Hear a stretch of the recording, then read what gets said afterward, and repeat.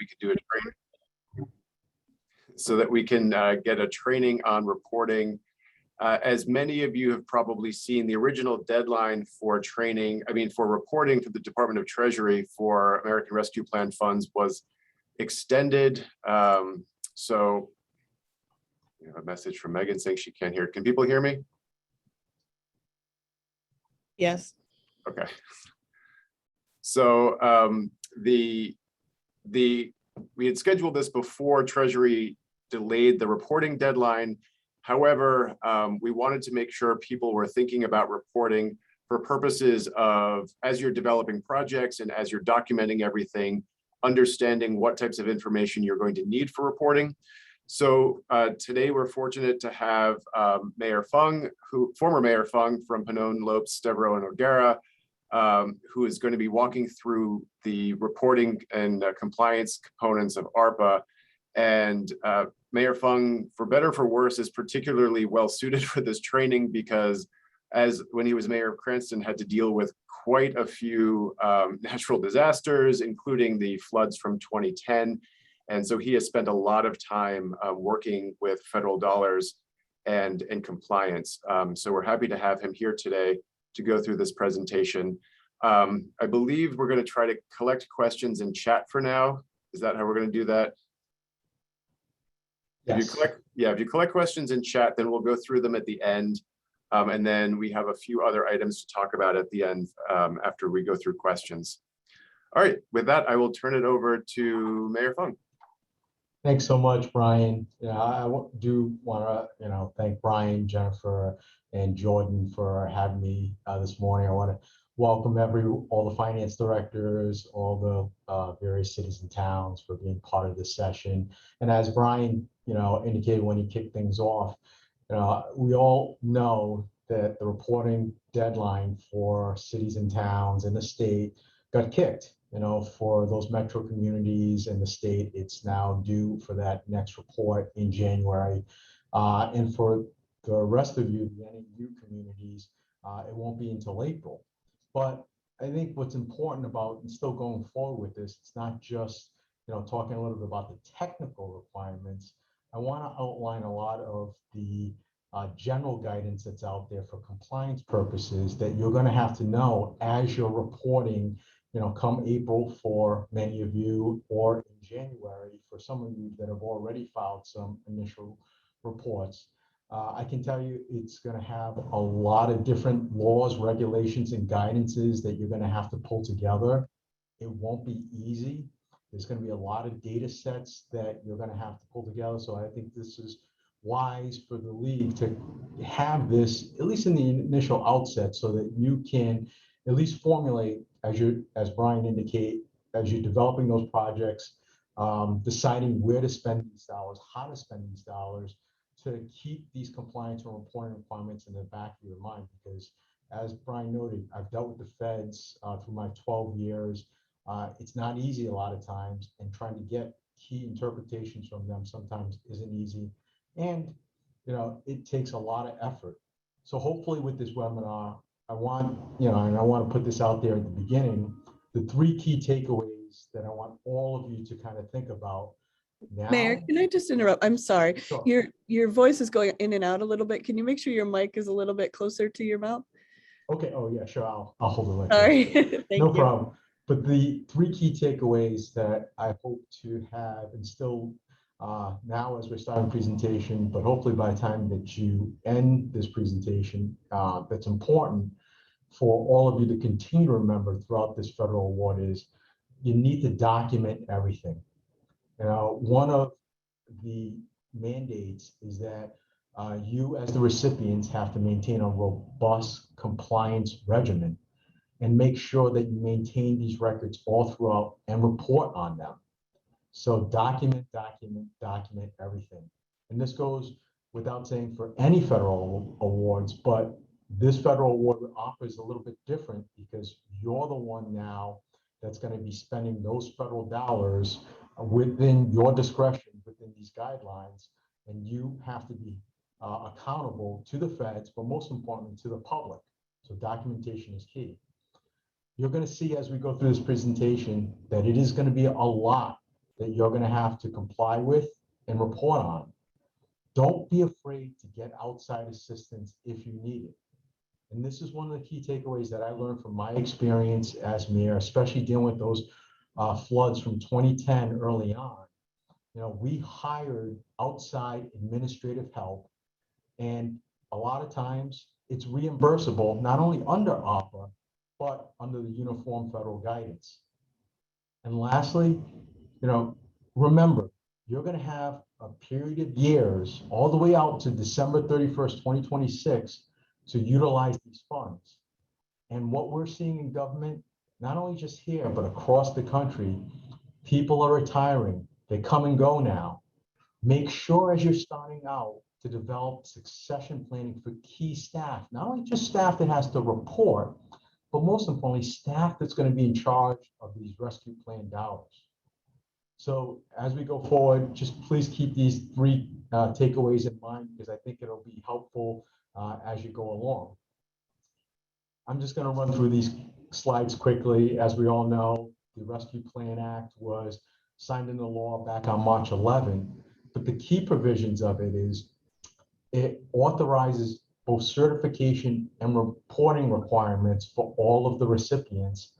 But what you have to keep in mind, it also has recoupment provisions for any violations that are used inconsistent with the act. Now, Treasury in May of this year established the interim final rules, which had more reporting requirements as well, especially as it relates to maintaining records, the periodic reports, the documentations, enhanced reporting requirements for certain factors, such as if you're going forward with premium pay. They're going to ask for workforce plans and practices on some of the infrastructure projects, especially those non-infrastructure projects, as well as those related to water, sewer, and broadband.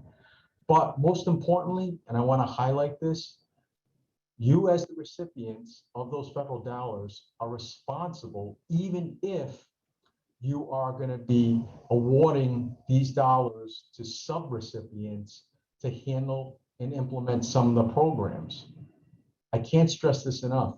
You are the ones that are ultimately responsible for compliance of these rules, and you have to have a vigorous, documented compliance and reporting procedures and oversight of these sub-recipients.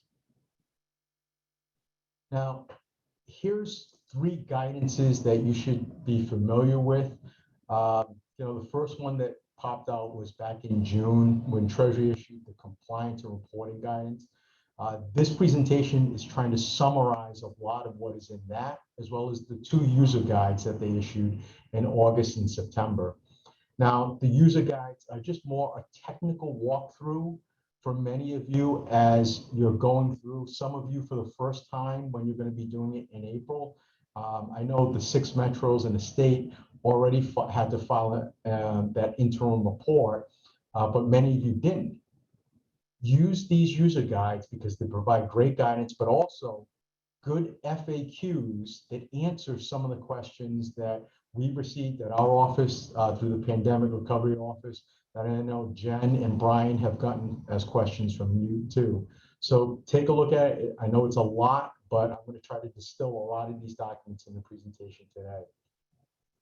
Another important guidance that you have to be aware of that you really should read, whether it's yourselves or your solicitors or outside counsels, or if you have anyone that is familiar with these federal awards, is the uniform guidance. This is one that for many of you that deal with federal funds and awards in various different programs and projects are probably already familiar with. But for those that don't deal with these type of awards many times, I'll give you just general highlights of certain areas that you really should familiarize yourself with. Obviously, like I said, they want you to put into strong internal controls that document what is allowable, what is an eligible use within APRA. Go over those provisions that talk about what is an allowable cost and those cost principles, because they break it down into administrative direct costs, administrative indirect costs, and even go into details as to the salaries and expenses that are allowable or not allowable. Next, make sure that your procurement procedures for APRA, whether it's for infrastructure projects, whether it's for retaining outside help, whether it's retaining outside counsel for this, all of which are reimbursable, comply with your own procurement standards that are outlined within, whether it's your city charter, your ordinances, and most importantly, state law and federal law. On reporting, make sure you're aware that you follow your documented procedures consistent with APA, but also apply, for instance, whether you report on a cash or accrual basis, do what you normally do. And that's all that's required under uniform guidance. Lastly, on the subrecipient margin, I'm going to spend a little bit more time on this because what's important when you're dealing with outside third parties and you're contracting out with these subrecipients, APRA and the uniform guidance is going to impose some heavy reporting requirements on yourself and ensure that those subrecipients are following APRA guidelines, the uniform guidance as well. And you have to perform in the initial instance what they're calling a risk assessment, where, you know, before you award those dollars, you have to make sure that the entity that you're dealing with isn't going to be a compliance risk, that they have prior experience with federal funds, that they have sound auditing procedures, that they have strong personnel to, you know, meet the requirements of the fund, and that they have strong policies and procedures. And this is before you even award to the subrecipient. Now, once you do, you're going to have to make sure that you have ongoing monitoring of them to ensure that they are meeting the needs of APA. And if they're not, you're the one that's going to have to be responsible to identify any deficiencies and make sure that they comply with the awards. So, you know, the best way to do that is make sure you have written policies and procedures. And, you know, here's a sample diagram that I pulled out of the compliance about internal controls and what they expect from risk assessments. As you can see, the best practice that, you know, is written policies and procedures, written standards of conduct, risk-based due diligence that I talked about, risk-based compliance monitoring, and most importantly, keeping those records, because those record retention requirements are for a 5-year period after all the funds are expended. Mayor, can I just interrupt again? I'm sorry. We're still Sure. having a bit of trouble with your mic. Sometimes you're coming in great, sometimes it's pretty low. Okay, let me just try to keep holding it like that. Sorry for the weird. Sorry. All right. The next document that you should be aware of, is that sounding a little bit better? What, did you have it in when we first started talking earlier? Yes, I did. Oh, okay, because it was great before, and now it's still going in and out. But Do you want me to try to take the mic off and I'll just try to talk through the computer system? yeah, let's see if that'll work. Okay, Sorry. no problem. How's that? Is that a little bit better? Much better. Sounds better? Okay. Sorry. The next thing that you're going to have to be aware of is the award terms and conditions. Now, you probably already signed the award terms conditions as one of the conditions in order to get the initial APRA funds from the state or directly. That initial award terms and conditions has several sets of requirements. First off being, you know, you're going to have to set up an active SAM registration. For those of you who haven't dealt with SAM, it's the Federal System for Award Management. Like I indicated before, you have a 5-year record retention. You're subject to single audits for any spends that are greater than $750,000. And importantly, civil rights compliance certification. But, you know, for those of you that aren't lawyers, take a look at that award terms and conditions. And I can't stress enough why, you know, this presentation is important, because when you sign that document, it's a several page document, you're even certifying that, you know, some of the existing laws or presidential executive orders that you're going to be subject to, or your subrecipients are going to be subject to, include something as simple as increasing seatbelt usage or reducing text messaging while driving within your employees. So as you can see, there are a lot of terms and conditions that you have to really read through when you're dealing with federal awards. Now, you know, the 6 metro cities in the state had to do that interim report because there's 3 reports that are required under APRA. So that deadline's already passed and those communities have already filed the interim reports. But for many of you, that first report isn't going to be due until now April of 2022. But for those 6 communities, as well as the state, your project and expenditure report is actually going to be due earlier on January 31st of 2022. And your report thereafter is going to be quarterly. But for those 33 other cities and towns, your basically one report is due annually after April 30th. Now, one thing to keep in mind about those data sets that you're putting in, because what's different from this report, as well as your prior CRF reports that you were probably used to, you're going to see a lot of the same data elements, but the different reporting and compliance requirements under both sets of funds and acts. So be careful about that.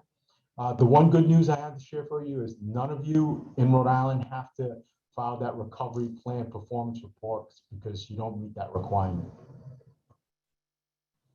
Now, the Treasury portal, for some of you that haven't had a chance to at least, you know, experience it yet, I'd suggest jump into it so that you have a familiarity with it when, you know, it is time to report. But just be careful, don't submit anything yet, because one of the problems with it is once you submit any data into the report, you're not allowed to update it until the next report.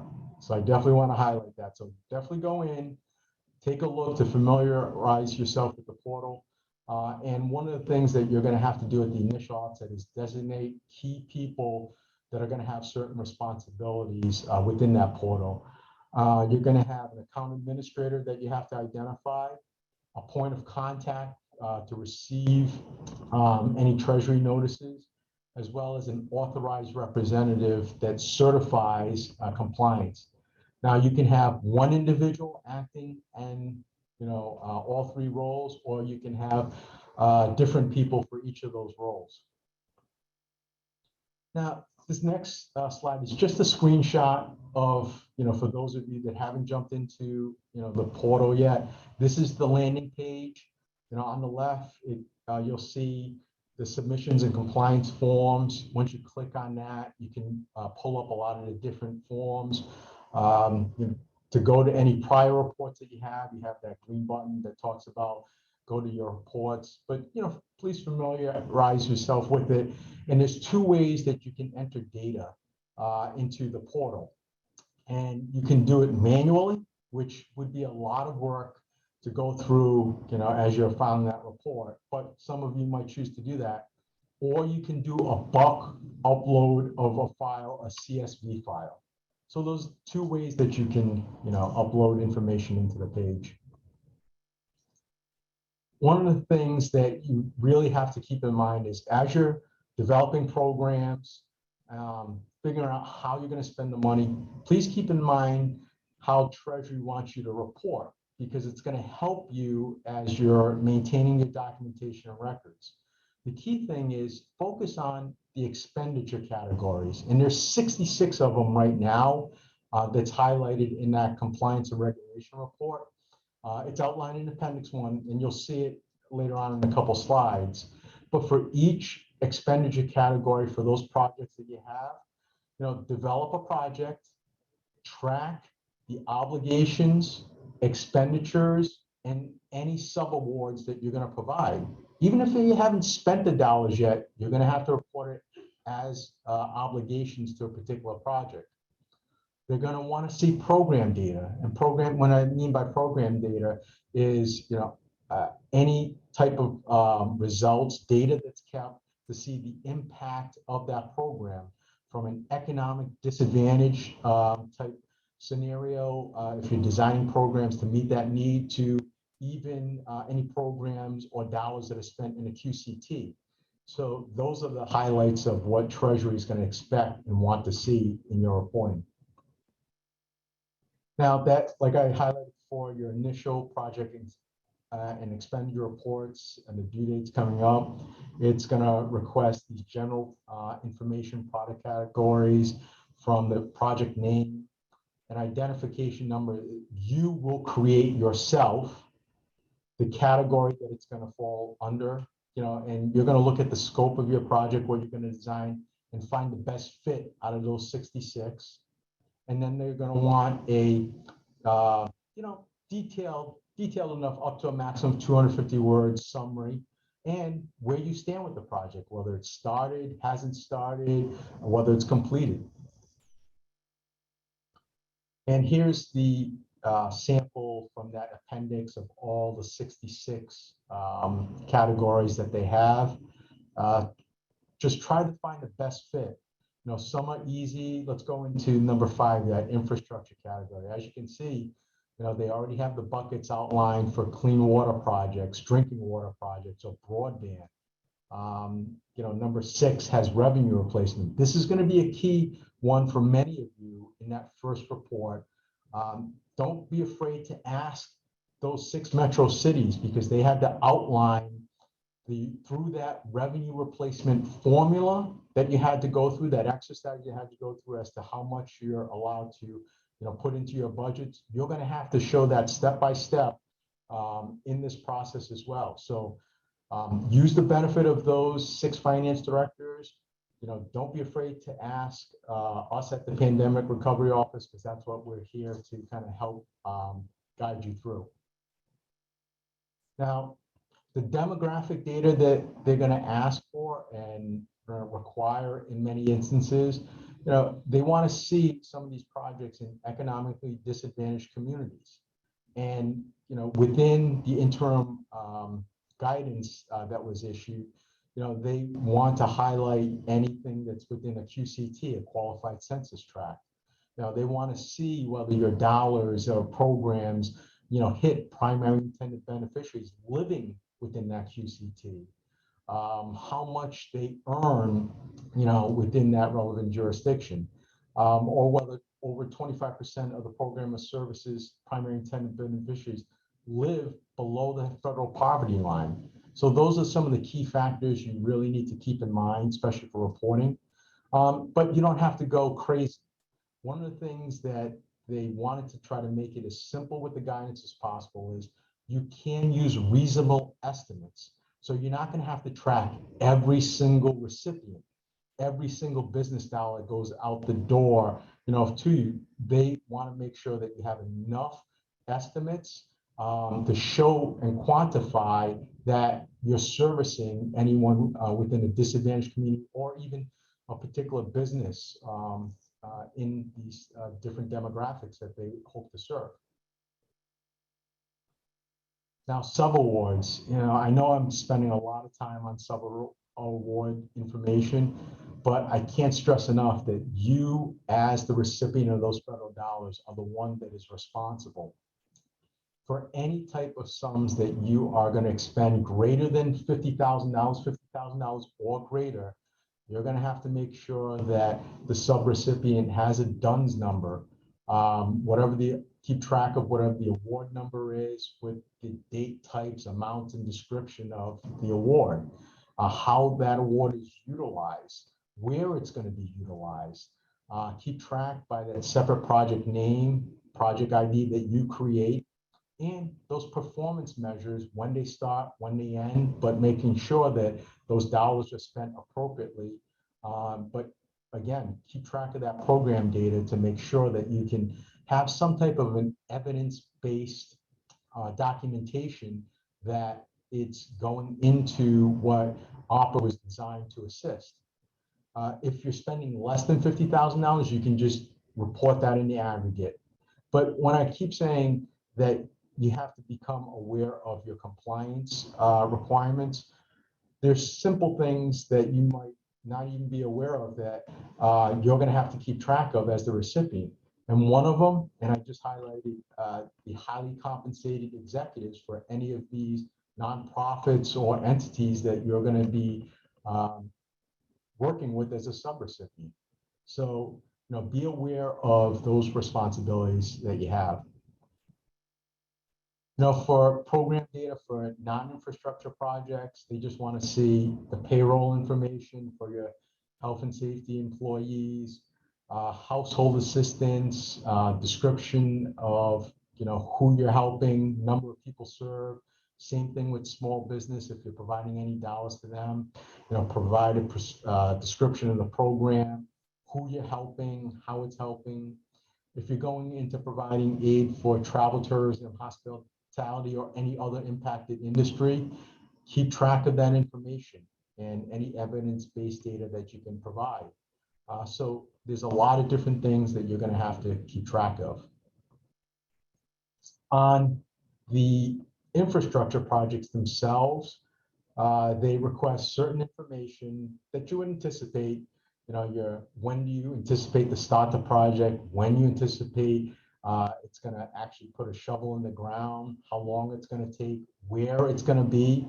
But most importantly, for any projects where you're spending a significant amount of dollars, over $10 million, you're going to have to make sure that prevailing wage is a factor. You're going to have to submit that Davis-Bacon certification, either submit a PLA, project labor agreement, or ensure that you have some type of workforce continuity plan.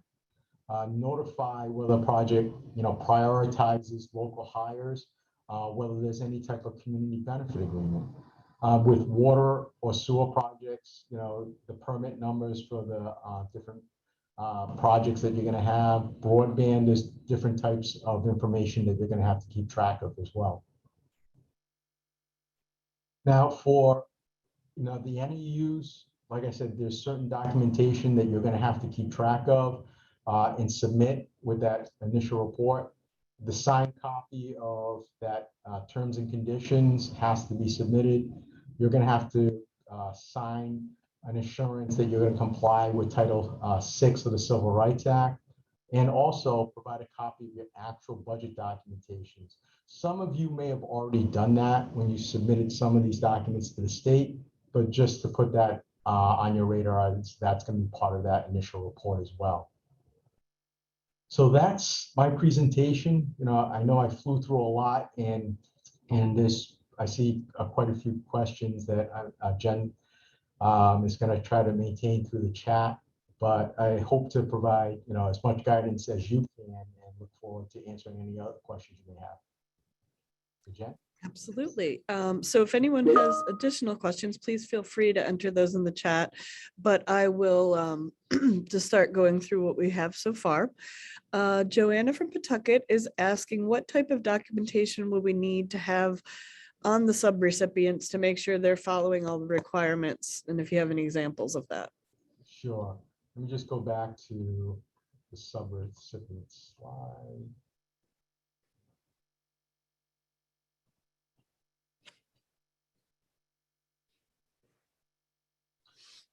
If you take a look, some of the initial info that is out there is basically just the general information to make sure that they have a DUNS number. Most of the subrecipients, especially nonprofits that deal with federal funds, have already established policies and procedures with federal awards.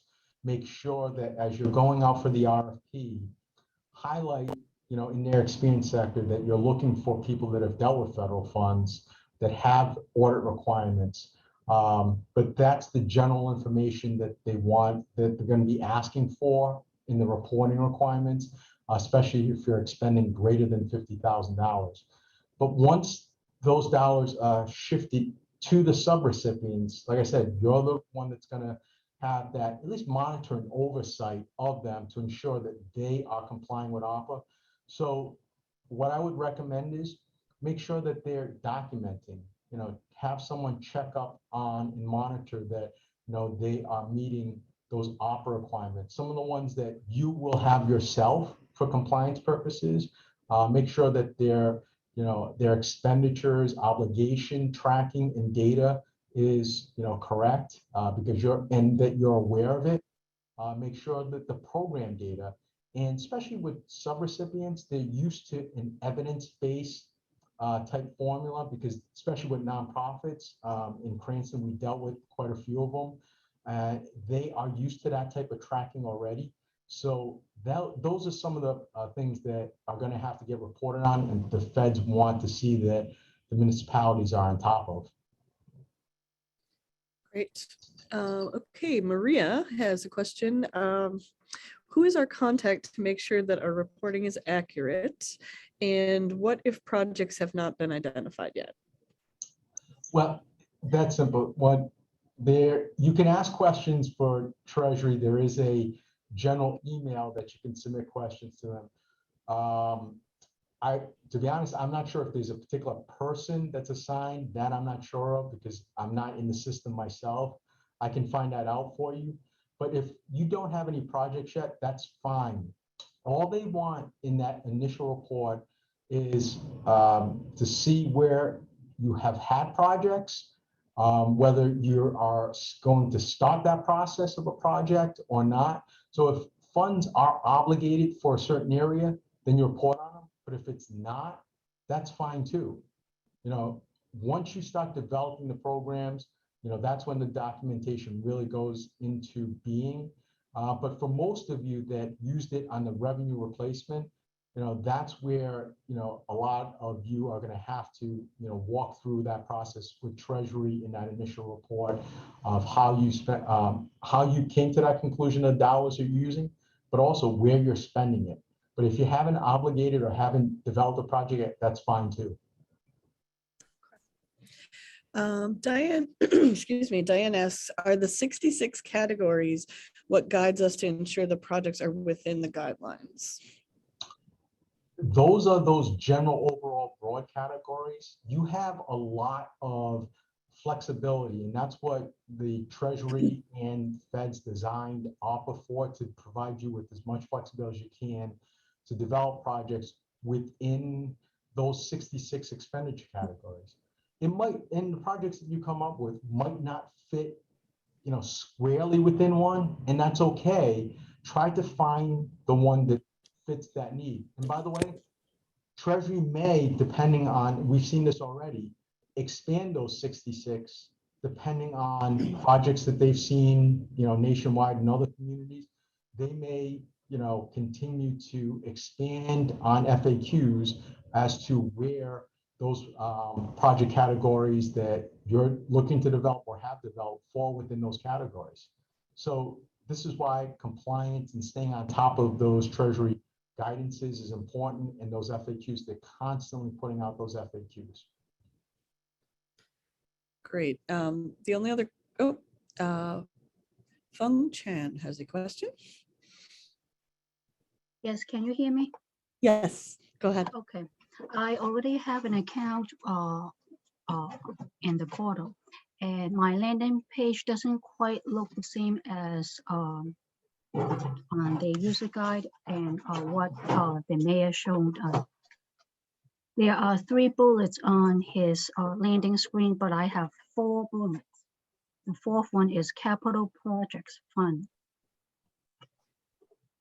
And then when I go to the go to your reports, it said that I should find a list of projects, but I'm not seeing anything. Okay. So I just want to hear if anyone else has the same experience as I do.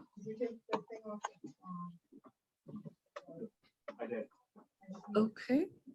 I also reach out to the Treasury for help, but they only refer to the user guide. So is something different. So I just want to know if anyone else has the same problem. This is Rob Zernetsky. It does sound like there may be an issue here, just because I'm not sure you should be seeing a capital projects fund bullet. Capital fund projects should only be showing up for state and territorial entities. It shouldn't be showing up for a municipality. Which municipality are you with? Town of Warren. I'm sorry, I couldn't hear that one. Town Warren. of Warren. Yeah, you shouldn't be seeing that, I think. I'll tell you what, why don't you give me a call and we can over at the Pandemic Recovery Office, try to figure out if there was some misfire during your registration with Okay. Treasury. All right. That's it. Thank No, you. and I think that's a perfect example of why, go into the Treasury portal, get used to it, sign up for it now, so that way you've got 6 months to really, familiarize yourself. And if questions like that pop up, reach out to Rob, reach out to the league, reach out to myself, and we can try to get you the answers now instead of rushing at the last minute. Yep, absolutely. Any other questions, folks?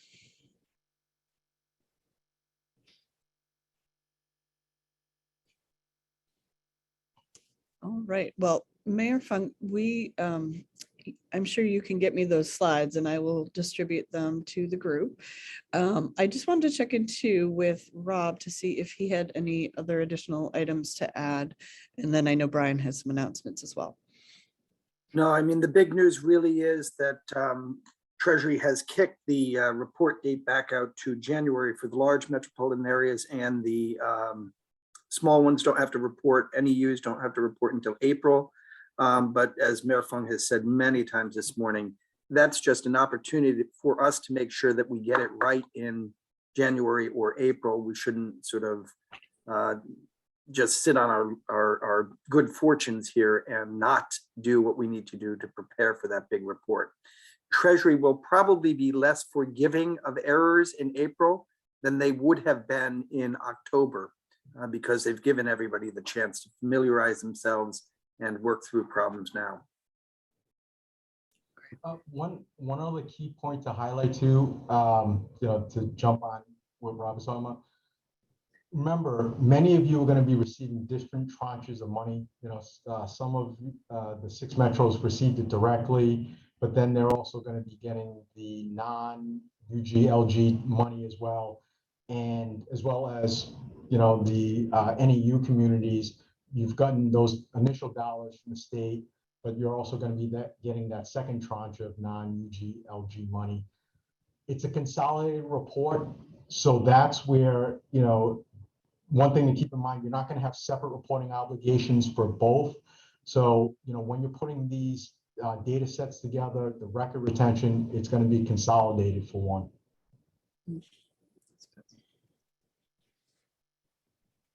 Peter has a question. Well, I think I've kind of raised this before. And when we went through our budget process, we pledged a lot to infrastructure. This is before the regulations came out. But now that we know that we believe we'll qualify on revenue loss because of the very expansive regulations on qualifying for revenue loss, the question really becomes strategically, why do you want to pledge to certain expenditure categories if you don't have to, and you can still qualify for using all the money? That's my, and I need to just have conversations with the mayor and the council on this issue. And right now, it's easier not to go down the path of projects that are identified in the act. It's easier to just use the money from qualifying on revenue loss. And Peter, you do have more flexibility. We've said that before on the revenue loss line item for different projects. But the key point is you're still going to have to, account for them. And you can't just say, I'm just picking an arbitrary number. You used $1 million in for revenue play.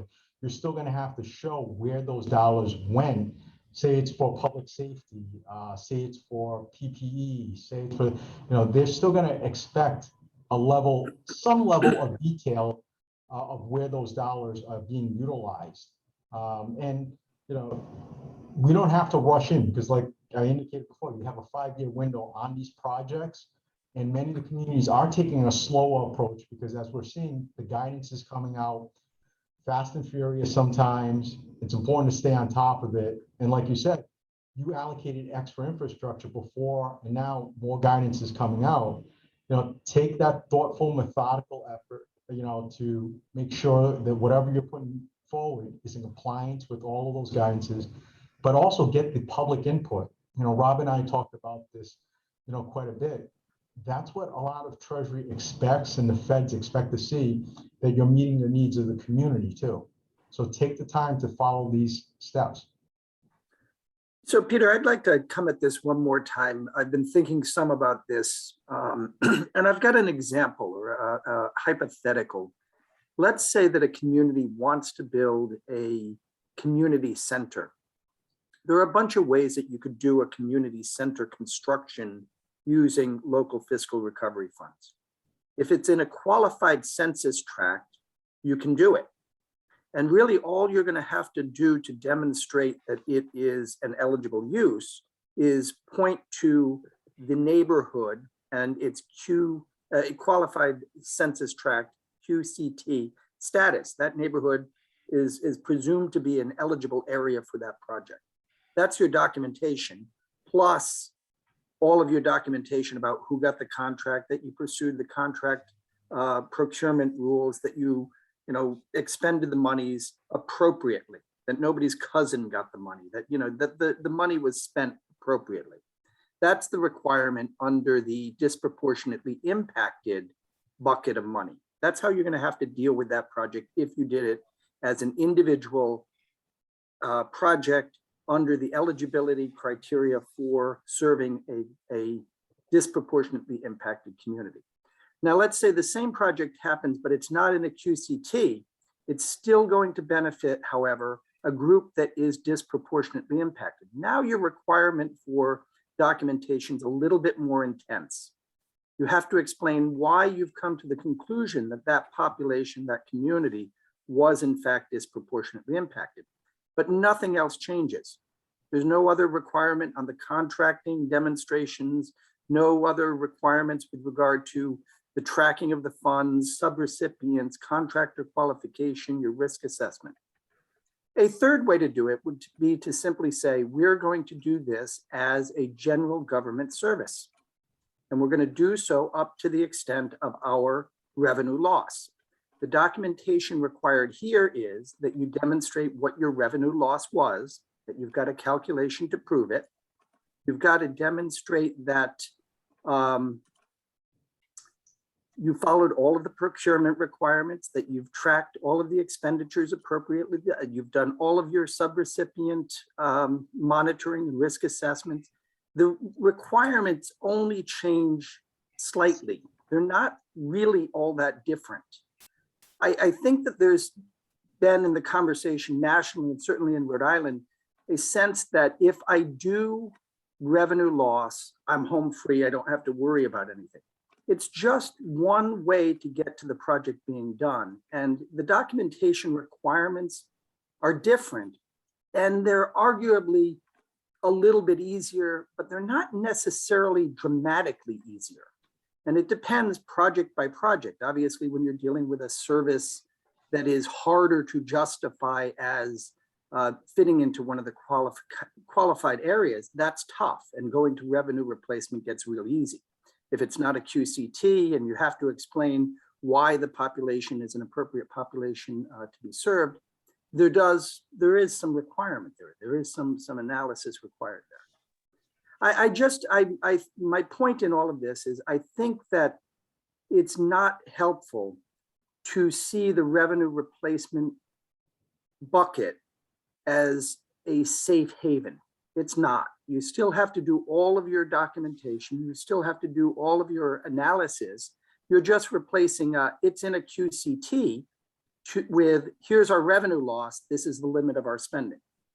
It's just a different analysis.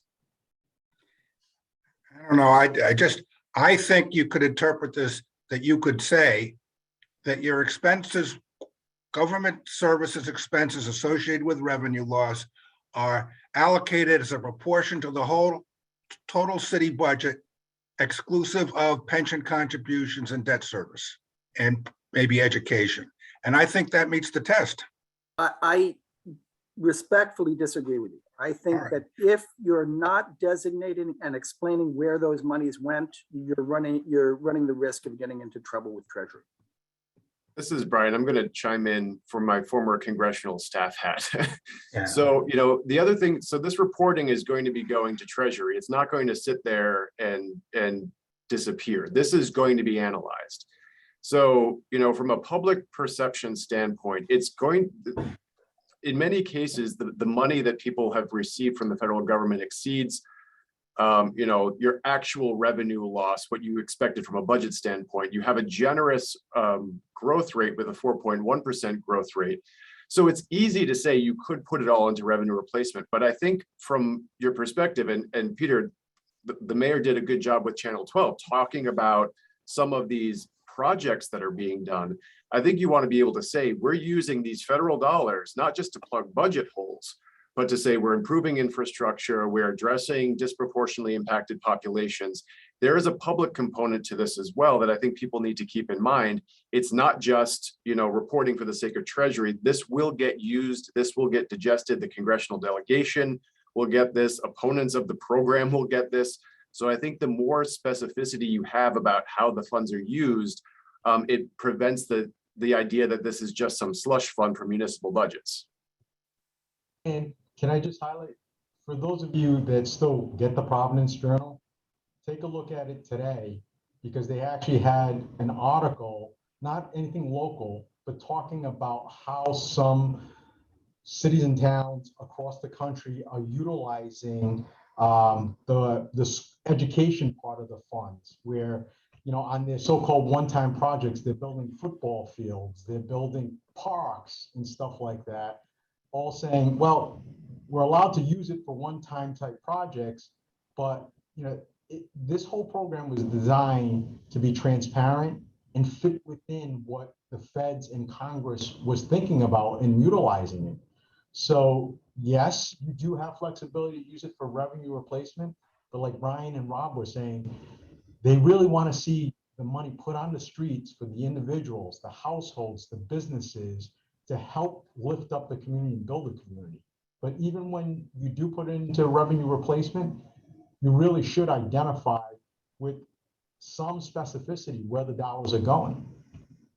For no other reason than to demonstrate that it hasn't just gone into the rainy day fund or the undesignated fund balance. You have to demonstrate that it didn't go to a place that it wasn't supposed to go into.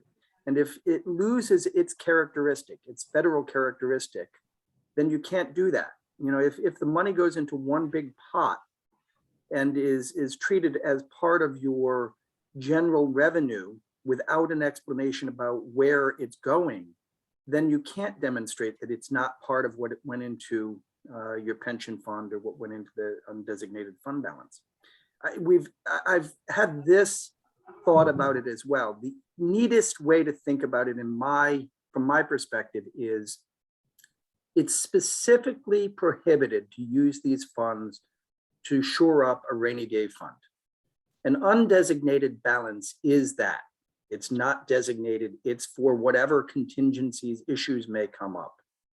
The safest way to deal with these funds is to always designate their use, because then it's not undesignated. It's not in your rainy day fund at that point.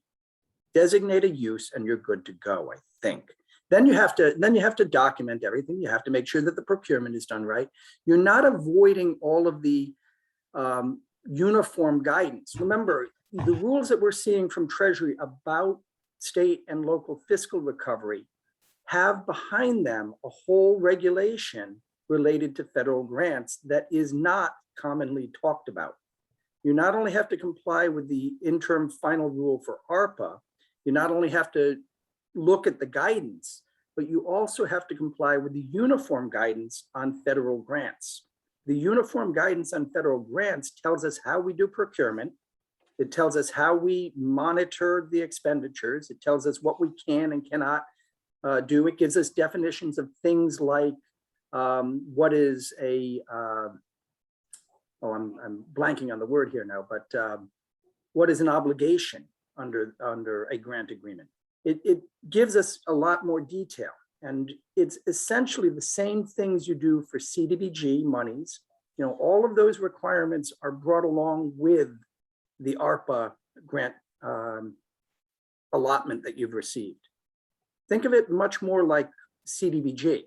And yes, when you're doing revenue replacement, you don't have to do the ARPA analysis about whether or not it's a disproportionately impacted community or whether or not it's a broadband project that meets the baud rating, but you do have to do the uniform guidance conformity. You still have to administer the grant in a reasonable and responsible way, and that is defined in that regulation, uniform guidance. One other quick thing that I threw in a legal disclaimer, into that presentation, because one of the things I want to make sure that advise, and Rob's smiling, but we're not here to provide individualized legal advice for, the 39 cities and towns. We can't do that. I'm actually engaged on behalf of the Pandemic Recovery Office, and we're just trying to provide guidance to all of you as to what the best practices that you should be following, what we're seeing going on across place, like the presentations today, what we believe you should do for compliance and reporting requirements. Peter, for individual cities and towns, if you have a different interpretation, look, you can hire your own outside counsel. You can go to your city solicitor, but if you do have a different interpretation, make sure you document it so that way you can justify it. And that's what's critically important, because Treasury and everyone that's implementing this isn't expecting to see every city and town do the same exact thing. There's different needs within each community. That's why you have the flexibility to go get that legal advice, go get that outside administrative help in administering these dollars. But most importantly, say you do deviate and take a different approach, document it. That's all we're saying. Because we're not here to fight with you, because each city and town can do their own thing at their own risk. But Rob is right, because one of the big problems that you could encounter, I just say could, is that there's that recoupment provision. I've been through these fights with the feds that take years over getting these dollars. Most of the times that I dealt with the feds, it's on the back end, trying to, get a vehicle because it was damaged or whatever that you're doing. Here, you're the one that's responsible. This is different now with spending these dollars, and you're going to have to justify it. And if they don't agree, there's a small window that they're going to, give you that violation and say, look, we expect these dollars back. You can fight it process-wise, but the more documentation you have, the more justification from a legal compliance standpoint, the better arguments that you will have to fight, if they do come knocking, asking for recoupment. And the nice thing about ARPA is that the compliance framework is very, very flexible. They're just really asking for municipalities to be reasonable. Tell us what you're spending the federal money on. Tell us how it was spent, how the procurement was done, just basic, basic stuff about where the money went. They're not going to be, as near as we can tell from the guidance they've published, hyper rigorous about determining whether or not your assessment of whether a particular business or population was in fact disproportionately impacted. They're simply saying, tell us why you thought they were. And if that's a reasoned and reasonable analysis, the guidance suggests that you're within your rights to have made that determination. So we're at time. I would suggest that if anyone has additional questions on this, to send them to send them to us and we can field them to Mayor Fung and Rob, and we'll get responses out to everyone. We'll send the slides around as well. Just as Rob, was there anything else you had from ARPA perspective? No, I think just a brief update. The state is beginning hearings on the state fiscal recovery funds. We are talking to the infrastructure bank about whether or not there is an opportunity for collaboration between the infrastructure bank and municipalities. If folks have an interest in seeing strong collaboration or sort of state share monies flowing to municipal projects, now is the time for folks to be talking to their legislators, state delegation members about that, because those decisions are going to start being made. Great, thank you. And along those lines, I've got a phone. Along those lines, I just got an email from the House Fiscal Advisor yesterday asking if I could sit down with her and talk about how cities and towns are spending their ARPA money. So even though the initial focus is on the state right now with some of the hearings, I know they're starting to get questions about how cities and towns are spending. And obviously we don't speak for cities and towns, but we can at least let them know what the informational process has been, you know, our work with the Pandemic Recovery Office, these types of forums. But they may start asking specifically about how some of the funds are getting used in your community. So you might get some outreach on that. The only other thing two other items quickly. We have our next call is Tuesday. We're going back to Tuesday, the 19th. Steve Coleman could not be on the call today, but he had asked if Nina Savage, who's the director of the Division of Taxation, could have some time on that call. As you may be aware, the legislature passed a change in the real estate conveyance tax to support affordable housing initiatives, and there's going to be some municipal impact on that on the collection process. So Nina Savage is going to talk about the rollout of that. I think it takes effect at the end of this year. And depending on what the feedback from the communities are, I think in some cases clerks are involved with that process as well. So we may want to loop them in so that they're aware of that as well. So if anyone has recommendations about who should be part of that conversation, feel free to forward next week's calendar invitation to anyone in your community that might be interested in the real estate conveyance tax. So we have the right people there, and I might do outreach to the clerks as well. And the only other item is just to reiterate, we talked a few weeks ago about virtual net metering credits. Many communities have been approached by organizations that are offering to give you virtual net metering credits for projects that, you know, for solar projects or other renewable energy projects. In many cases, my understanding is that most cities and towns have already identified projects and are getting those credits. Our municipal aggregator, Power Options, is working on a solar procurement RFP. And if there is additional interest for communities that don't have those projects yet, we can lump those into the Power Options RFP. So please let me know if you're interested in that. I will put that in the follow-up email as well. Just reach out so we can make sure that that interest is included when Power Options puts out their solar RFP. Any questions on those items or anything for the group?